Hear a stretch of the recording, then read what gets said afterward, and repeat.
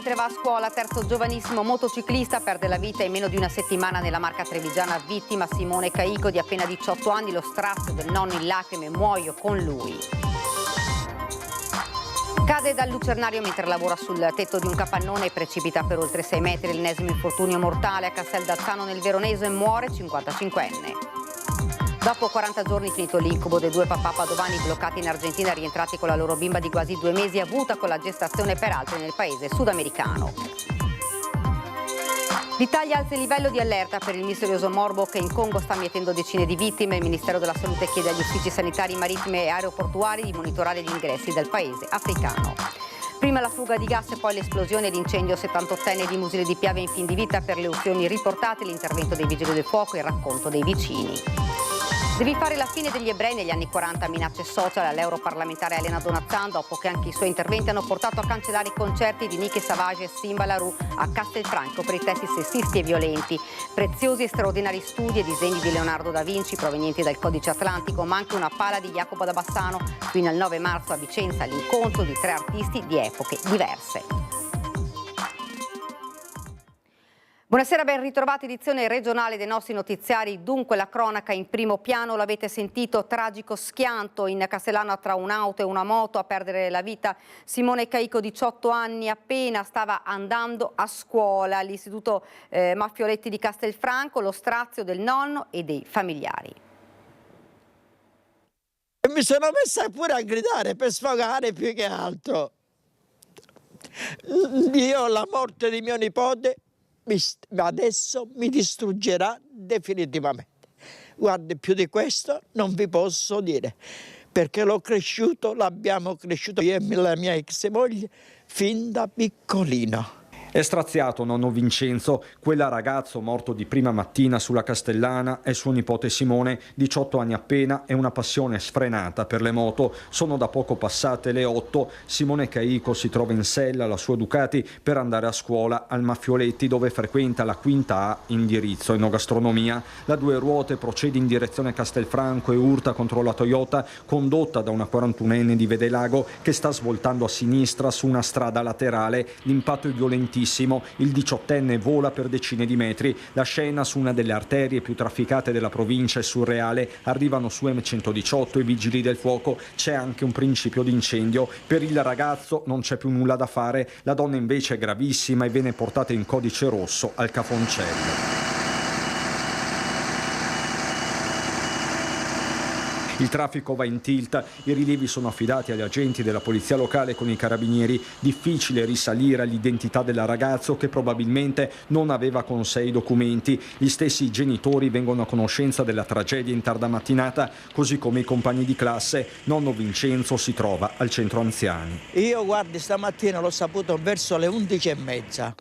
C'è stata una signora che è venuta là, che gestisce tutto l'ambaradà là dentro, e ha detto che c'è stato un incidente qua a Vedelago di un motociclista di 18 anni, e subito, appena ho sentito 18 anni, sono rimasto pietrificato. La conferma arriverà più tardi e c'è solo disperazione anche tra i vicini di casa di via Preti a Fossalunga, dove il 18enne viveva con la mamma Maria Rita, il compagno di quest'ultima Marco e 3 fratelli. Simone lascia il papà Aaron, una famiglia numerosa e unita. Abita qui davanti a casa mia, non so cosa dire. Veramente. Un ragazzo gentile. Sì, salutava sempre quando passava, alzava la mano sempre. Mandava piano quando passava di qua. Cioè non era un ragazzo che correva forte, anzi, non so cosa dire. Mi ricordo che era piccolino, aveva sti ricci, capelli. Basta. Sì. Mamma mia. Che tragedia. L'ultimo abbraccio Simone lo ha dato a mamma Maria Rita prima di uscire di casa e recarsi al Maffioletti, un ragazzo più grande della sua età, con la testa sulle spalle, sempre gentile e disponibile. Questo era Simone. Lavoratore è tutto, era un ragazzo dolcissimo, lavoratore, aveva tanti amici che le vogliono pure bene. Per forza devono ricordarlo. E lei vedrà quanti ragazzi c'è. Mi dispiace, non posso più parlare. Un altro tragico incidente è avvenuto a poche ore di distanza lungo la Romea, tra 3 le auto coinvolte, 4 i feriti, ma ad avere la peggio è stata Alice Santi, 33enne di Camponogara, che non ce l'ha fatta. Aveva 33 anni Alice Santi, la ragazza che ha perso la vita nel tragico incidente avvenuto lungo la Romea a Mira. Ancora da chiarire la dinamica che ha visto coinvolte 3 auto e provocato 4 feriti non gravi, oltre alla vittima. Quello che è certo è che quando sul posto sono giunti i vigili del fuoco, carabinieri e polizia locale, si sono trovati davanti uno scenario drammatico. L'auto di Alice era carambolata nel fosso e per la ragazza non c'era più nulla da fare. Un terribile destino, quello della sua famiglia. Pochi anni fa la morte del papà, che lavorava come parcheggiatore a Piazzale Roma. Poi la disabilità della mamma, con cui Alice viveva nella loro casa di Calcroci di Camponogara e di cui si occupava. Ma a sua volta lei necessitava di aiuto per alcune problematiche. Addolorato il sindaco, che conosceva bene la famiglia. Abbiamo anche aiutato in passato, voglio dire, quello che potevamo fare abbiamo sempre fatto. Mi dispiace perché era già una situazione, diciamo così, precaria, un po' borderline, e adesso si va aggravando ulteriormente, quindi mi dispiace moltissimo, soprattutto per lei che era giovane, insomma, ma anche per la famiglia che conoscevo molto bene, anche il papà conoscevo, eravamo più o meno coetanei, capito? Quindi il paese poi ci si conosce tutti. Alice aveva una grande passione per la musica, suonava il pianoforte dopo aver studiato il flauto traverso e aver frequentato anche il conservatorio. Collaborava con i musicisti, riusciva insomma in qualche modo insomma a essere autosufficiente. Questo però non bastava a garantirle uno stipendio adeguato, per cui svolgeva anche qualche lavoro saltuario per poter vivere e stare accanto alla mamma, che ora si ritrova sola in una condizione fisica ed economica molto precaria. Se hanno bisogno faremo il nostro dovere sicuramente. Ennesima tragedia sul lavoro. In Veneto un 55enne che stava lavorando sul tetto di un capannone di un'azienda di logistica a Casteldazzano nel Veronese è precipitato per 6 metri per il cedimento di un lucernario. Immediatamente sul posto i soccorritori del SUEM 118 con un'ambulanza, ma per l'uomo non c'è stato nulla da fare. Sul posto anche i carabinieri e i tecnici dello Spisal. E sono rientrati in Italia con la loro piccola. Fabio Gaetano, la coppia di papà bloccati da 40 giorni in Argentina, nel paese sudamericano. I 2 residenti nel Padovano erano ricorsi alla gestazione per altri, centinaia le coppie soprattutto di papà ancora bloccati. I 2 italiani sono stati i primi al mondo a rientrare nel paese d'origine.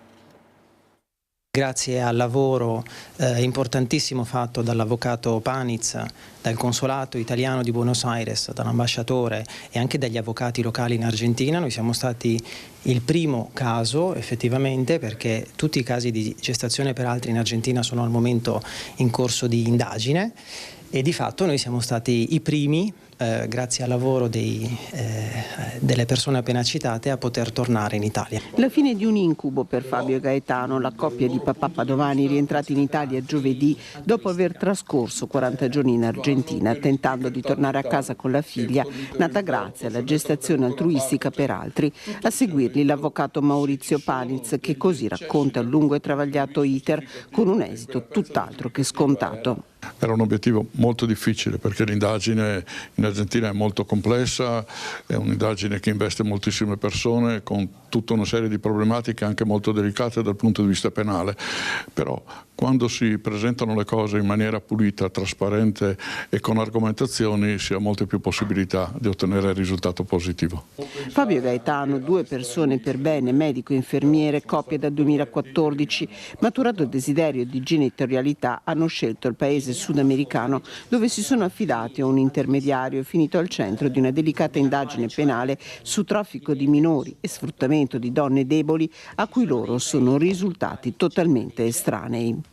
Abbiamo scelto l'Argentina perché in Argentina la situazione è comunque regolamentata, ma non c'è una legge e con questa donna avremo sempre un rapporto di amicizia, l'abbiamo sentita anche oggi. Il rischio concreto a un certo punto è stato che la bambina finisse in un orfanotrofio e invece con un percorso legale e trasparente è potuta arrivare in Italia. È un unicum non solo dal punto di vista del provvedimento del giudice che ha concesso questo tanto, ma per l'Argentina è un unicum anche da molti altri punti di vista, perché l'Argentina ha una disciplina per la quale il riconoscimento delle coppie omosessuali e conseguentemente il diritto del minore ad essere preferito nell'assistenza da due genitori dello stesso sesso rispetto alla permanenza in orfanatrofio non è proprio così scontato. Fabio e Gaetano vivono in un paese della cintura di Padova e adesso inizierà per loro l'iter dell'iscrizione all'anagrafe della piccola. Per ora si godono la felicità di un momento fino a pochi giorni fa impensabile. 40 giorni che sono stati un incubo, la cosa che vi è mancata di più è stata proprio la famiglia. È stata la famiglia, sì, nostra madre e tutti i nostri parenti, Mara, la sorella di Fabio che ci ha supportato e chiamato insieme spessissimo all'avvocato Paniz, e ci sono mancati tutti. L'Italia alza il livello di attenzione sulla malattia ancora sconosciuta che ha portato ad oltre 70 decessi in Congo. Con una lettera inviata dal Ministero della Salute si chiede agli uffici di sanità marittima aerea e di frontiera del Ministero della Salute di fare attenzione su tutti i punti di ingresso, in particolar modo per i voli diretti provenienti dal Congo. Le autorità locali, in stretta collaborazione con quelle internazionali, stanno lavorando per verificare la situazione e fornire una risposta rapida ed efficace a questo nuovo focolaio epidemico che sta colpendo il paese. La letalità appare molto alta, circa un terzo sulle oltre 370 persone colpite. Ricorda quanto si osserva per la febbre emorragica, ma i sintomi sono molto diversi. Così Giovanni Rezza, professore di igiene e sanità pubblica presso l'Università Vita Salute San Raffaele di Milano. La maggior parte delle persone decedute hanno un'età compresa tra i 15 e i 18 anni e i sintomi includono febbre, mal di testa, raffreddore e tosse, difficoltà respiratorie e anemia. Ed ancora cronaca, paura questa mattina all'alba per un'esplosione in un'abitazione in via Podgora a Musile di Piave. Un 78enne è ricoverato al centro Grandi Ustioni di Padova. Stamattina alle 5:30 ho sentito una grande esplosione e uscendo ho visto il signore che stava camminando e che chiedeva aiuto, sì, che urlava. Noi l'abbiamo rassicurato dicendogli che stava arrivando l'ambulanza, i carabinieri e tutto. Quindi verso le 5:40 sono arrivati i soccorsi. Poteva andare in maniera peggiore per Giannino Cattà, il 78enne di Musile di Piave che ha rischiato di perdere la vita in un'esplosione. Ha lasciato il fuoco acceso, probabilmente dopo che aveva cucinato, poi il fuoco si è spento stamattina, però ha continuato a fuoriuscire il gas. Stamattina poi quando ha acceso di nuovo il fornello probabilmente per farsi un caffè è scoppiato tutto. I frammenti hanno raggiunto anche le abitazioni vicine, come raccontano i testimoni. Tanto forte è stato lo scoppio, con vetri arrivati fino alla strada, comprese alcune auto parcheggiate. Poi l'arrivo dei soccorsi che hanno trasferito l'anziano con l'elicottero al centro Grandi Ustionati di Padova, mentre l'area antistante l'abitazione è stata transennata per ripulire. Cattai, che non è in pericolo di vita, vive solo. La nipote risiede nell'altra porzione di casa. Il sindaco però raccomanda. Speriamo che possa stare meglio, in ogni caso raccomando sempre un po' di attenzione perché poi lui è stato miracolato, però non sempre va così e quindi insomma un po' di attenzione soprattutto sull'utilizzo degli elettrodomestici che possono causare il fuoco. Hanno lavorato per 3 ore i carabinieri passando al settaggio l'abitazione di Volta Barozzo nel Padovano, dove questa mattina è stata trovata senza vita una donna di 68 anni.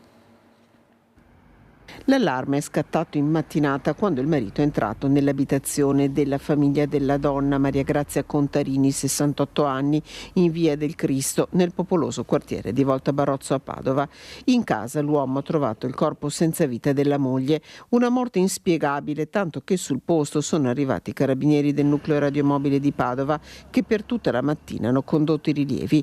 Presenti i tecnici della scientifica, sulla strada piuttosto stretta è stato necessario regolare il traffico. Nessun segno di violenza apparente all'interno. Il magistrato che coordina le indagini ha dato nulla osta allo spostamento del corpo poco dopo mezzogiorno e in via del Cristo la situazione è tornata alla normalità. I primi accertamenti eseguiti sembrerebbero escludere qualsiasi coinvolgimento di terzi e la morte sembrerebbe riconducibile a cause naturali. A pochi metri dall'abitazione, a febbraio 2006, era morta Elena Fioroni. Aveva solo 31 anni la donna uccisa dal marito Gianluca Capuzzo, da cui si stava separando, una morte che ai primi soccorritori era parsa volontaria. Odio social contro Elena Donazzan, l'europarlamentare che aveva duramente contestato, chiedendone l'annullamento, l'esibizione di due trapper in Veneto, Niki Savage e Sima Larue, concerti annullati a poche ore dopo la notizia dei messaggi di odio contro Donazzan. Io l'ho trovato di una violenza anche proprio culturale che non può essere taciuta. Spero che bruci, devi fare la fine degli ebrei negli anni 40. Una frase da far gelare il sangue, pronunciata evidentemente da uno dei tanti fan di Sima Larue. Contro Elena Donazzan la notizia dell'annullamento del concerto del trapper previsto per il 29 dicembre a Castelfranco Veneto. Una voce, quella di Donazzan, oggi vicepresidente della Commissione Industria, l'Eurocamera e membro sostituto della delegazione per le relazioni con Israele, che si era unita a quella di altri esponenti politici in un territorio non disposto ad ospitare la musica trapper, intrisa di messaggi di odio e di violenza. Un insieme infinito di richieste di violenza. Allora non possiamo poi stupirci che questa violenza qualcuno la metta in campo e il fatto che facendo appello a che questi concerti non venissero poi svolti, qualcuno ha risposto con responsabilità. Io ringrazio anche gli organizzatori che probabilmente non avevano letto i testi fino in fondo, perché chiunque legga un testo del genere, dal genitore al politico, a chi deve organizzare un evento, forse si chiede: ma se fosse mio figlio? Concerto annullato, come pochi giorni prima quello del collega Niki Savage nella sua Bassano.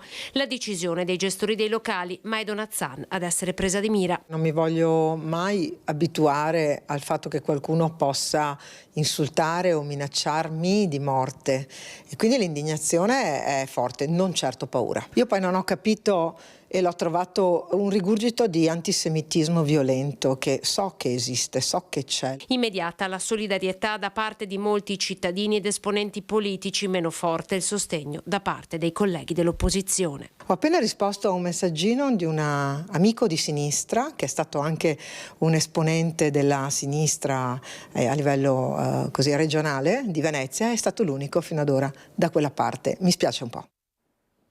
3 capolavori a Vicenza, Leonardo da Vinci, Jacopo Bassano, Gianandrea Gazzola. Oggi è stato inaugurato l'evento culturale dell'anno per la città del Palladio.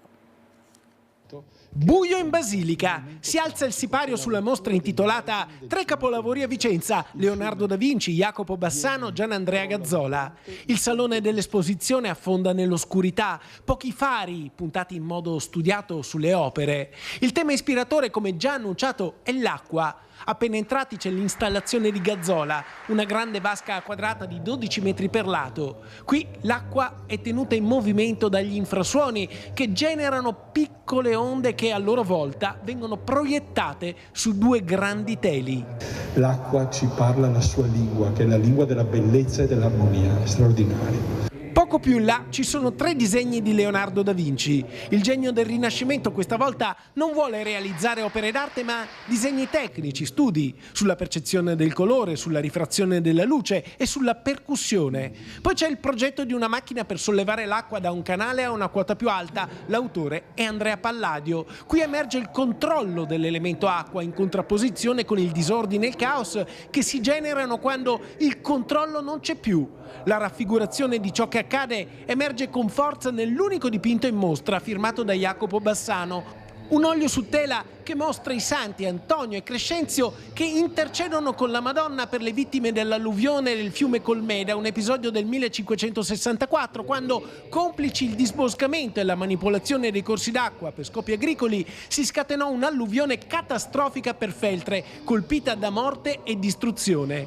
L'acqua qui è limacciosa, marrone, evocando immagini che ben conosciamo nelle esondazioni che hanno travolto il Veneto negli ultimi anni. Insomma, riflessione Impressione molta. Le 3 opere in mostra richiedono di fermarsi a pensare e l'atmosfera sospesa tra le fioche luci aiuta. Se poi questa mostra sarà davvero un successo lo decideranno i vicentini. Intanto il sindaco lancia l'esposizione come una moderna agorà in cui si apra uno spazio di incontro sia per i vicentini che per i turisti.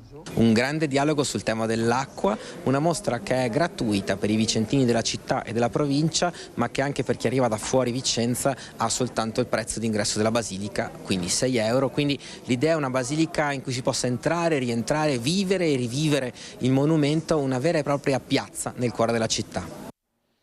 Ed è davvero tutto, ora la sigla e poi le previsioni del tempo. Grazie per averci seguito, arrivederci.